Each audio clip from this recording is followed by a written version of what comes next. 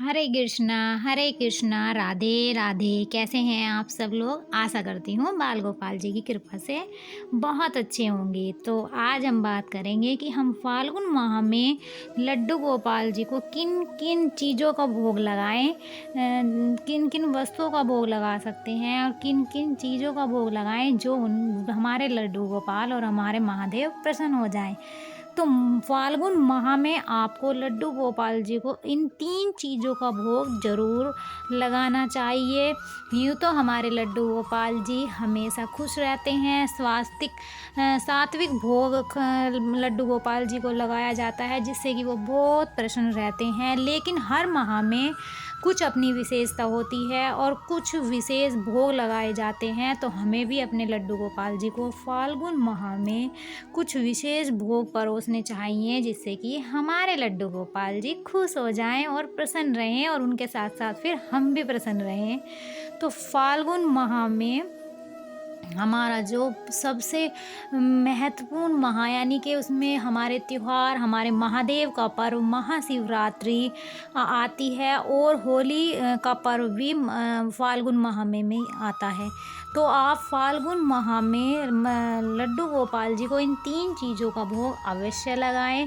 जो कि पहली चीज़ है, लड्डू गोपाल जी को फाल्गुन माह में हमें बेर का भोग अवश्य लगाना चाहिए क्योंकि बेर तो हमारे महादेव, महाकाल, भोले भंडारी का बहुत प्रिय भोग है। तो आप अगर लड्डू गोपाल जी को फाल्गुन माह में बेर का भोग लगाएंगे तो उससे हमारे महादेव भी प्रसन्न हो जाएंगे और हमारे लड्डू गोपाल भी महादेव का प्रिय भोग लगाकर प्रसन्न रहेंगे, खुश रहेंगे। तो हमें बेर का भोग अवश्य लगाना चाहिए। और अब बात करते हैं हम अपने दूसरे भोग। दूसरा भोग है हमारा दही।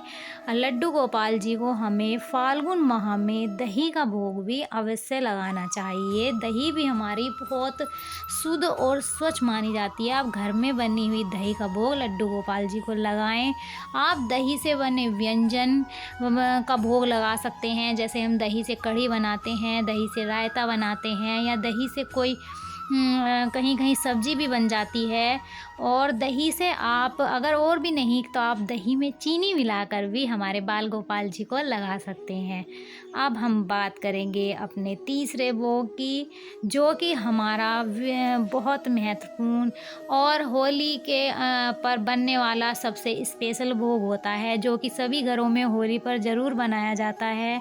और इसे खाकर हमारे लड्डू गोपाल जी भी प्रसन्न होंगे और हम भी उन्हें ये भोग लगाकर बहुत प्रसन्न होंगे। आप सभी को पता होगा कि होली के पर्व पर हमारे सभी के घरों में गुजिया ज़रूर बनाई जाती है। गुजिया ज़रूर बनाई जाती है और होली के पर्व पर गुजिया ना बने ऐसा तो हो ही नहीं सकता। लेकिन ज़रूरी नहीं है कि आप गुजिया का भोग लड्डू गोपाल जी को होली के पर्व पर ही लगाएं। आप गुजिया का भोग लड्डू गोपाल जी को पूरे माह फाल्गुन माह में आप रोज़ भी लगा सकते हैं। आप कभी कभी भी उन्हें फाल्गुन माह में गुजिया का भोग लगा सकते हैं।